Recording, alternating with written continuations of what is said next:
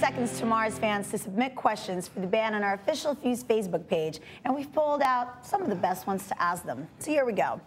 Leah of Tulsa, Oklahoma, is religion something that plays a huge part in your lyrics? On the new album, there seems to be a lot of interpretation, whether you believe in a God.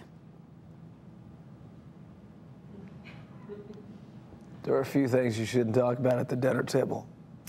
Well, you know, there you go, Leah. Keep your religious questions to yourself and mind your business. I mean, what I think is interesting is I like the idea that a conversation has started. I like the idea that a question is asked. I think those are important things for us. Even from our name itself, it makes one ask questions rather than giving answers. And I think that's important to start a dialogue amongst our family of fans, amongst ourselves, whether it's a creative dialogue or a religious dialogue or a political one. Gets people thinking. Yeah, and I think that's an important thing. If you can do that with music, that's great. If you can move past just entertainment, past just a soundtrack to your life, that's a good thing. Absolutely. Well, that's the beauty of rock and roll. That gets you thinking, and it's art, and art can be interpreted in so many different ways. Yeah. Jennifer from Parkville, what sits at the #1 spot on your bucket list?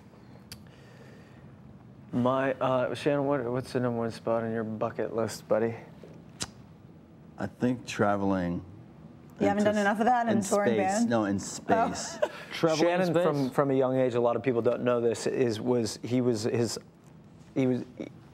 can I tell him? Sure. He always wanted to be an astronaut, and he's studied science since he was a young kid, and he even went to space camp. We were very poor, so he had to steal the money in order to get in. But unfortunately, it was